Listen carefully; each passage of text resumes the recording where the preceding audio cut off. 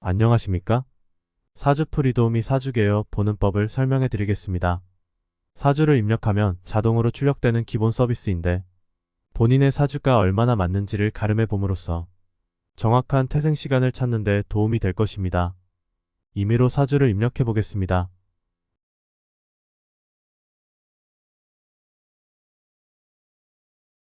먼저 정확한 태생 시간에 대한 안내가 나옵니다. 시간이 바뀌면 사주가 완전히 달라지기 때문에 사주가 바뀌는 시간대에 있는 경우에는 한 번 더 신경 써서 시간을 확인하도록 안내해주고 있습니다. 현재 자시를 선택했지만 축시일 가능성이 있다는 안내를 해주고 있습니다. 개인 성향 요약입니다. 성격 원만성은 성격이 얼마만큼 원만한지를 평가한 것입니다. 초록색 그래프는 성격의 장점으로 판단할 수 있는 요인을 합한 것이고 빨간색 그래프는 성격의 단점이나 문제점을 합하여 표시한 것입니다. 예를 들어서 오행이 골고루 분포한 경우에는 성격이 원만하여 초록색 그래프가 높고 어느 통변성이 너무 강하거나 약한 경우에는 소심이나 폭력성 등의 나쁜 특성이 나타날 수 있어서 빨간색 그래프가 높아집니다. 장점과 단점은 상쇄가 되는 것이 아니고 각각의 특징이 둘 다 나타나는 것이라서 초록색과 빨간색 그래프를 각각 보아야 합니다. 초록색 그래프와 빨간색 그래프가 모두 길다면 성격의 장단점을 뚜렷하게 가진 사람이고 그래프가 모두 짧다면 성격의 특징이 적은 사람이라고 볼 수가 있습니다. 그러면 사람의 성격은 평생 변하지 않는 걸까요? 여기에 성격 그래프는 사주 원국만 가지고 판단한 것으로서 선천적 성격이라고 보시면 됩니다. 사주 원국은 선천적으로 타고난 출발점일 뿐이고 실제는 10년마다 변하는 대운 간지와의 조화에 따라서 성격이 나타납니다. 사주 8글자만으로 사주가 좋네 나쁘네 말해서는 안되며 대운을 포함한 10글자를 가지고 10년 단위로 사주를 봐야 하는 것입니다. 본인의 대운 변동 기간을 살펴보고 본인의 성격이 언제 변했는지 되돌아보시면 비교적 대운 기간과 일치할 것입니다. 매년 바뀌는 연운은 영향을 조금 미치기는 하지만 성격을 바꿀 정도의 영향력은 없어서 매년 성격이 바뀌지는 않습니다. 여기 갈매기 표시가 있는데 보는 방법을 알려드리겠습니다. 갈매기의 개수는 중요도를 나타냅니다. 갈매기 1개는 참고할 정도이고 2개, 3개는 중요하다는 의미입니다.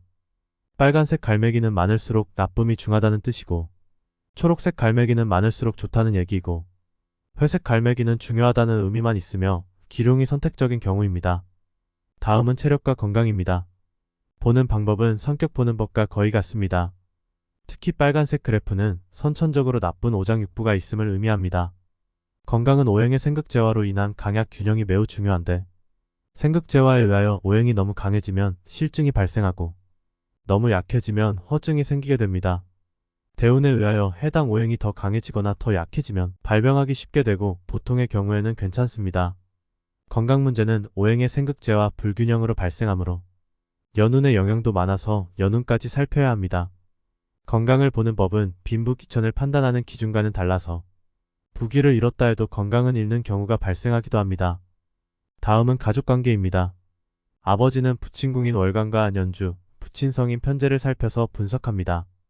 여기서 중요한 개념이 나오는데 인연이 뭔지, 폭덕이 뭔지 구분해서 알려드리겠습니다. 인연이라는 것은 아버지가 나와 긴밀한 관계인지 건강하신지를 나타냅니다. 인연이 좋다는 것은 나와 밀접한 관계라는 것이고 인연이 나쁘다는 것은 일찍 헤어지거나 서로 신경을 안 쓰고 사는 관계를 말합니다.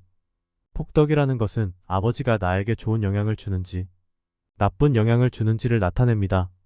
폭덕이 좋다는 것은 아버지의 도움을 받거나 좋은 영향을 받음을 의미하고 나쁘다는 것은 갈등이 있거나 피해를 볼 수 있음을 의미합니다. 인연이 강하고 폭덕도 좋으면 최고이고 인연은 강한데 폭덕이 나쁘면 최악이 됩니다. 인연이 약하면 폭덕의 영향력도 그만큼 줄어들어 최악이 되지는 않습니다. 그래프 보는 법이 중요한데요. 그래프의 두께는 인연의 정도를 나타냅니다. 그래프가 두꺼울수록 인연이 있음을 의미합니다. 그래프 색깔의 길이는 폭덕의 정도를 표시합니다. 초록색은 덕을 보는 수준을 나타내고 빨간색은 갈등이나 피해 수준을 나타냅니다. 이 경우는 그래프의 두께가 얇고 빨간색이 길어서 아버지와는 인연도 약하고 톡도 보지는 못하지만 인연 자체가 약함으로 피해가 크지 않음을 의미합니다.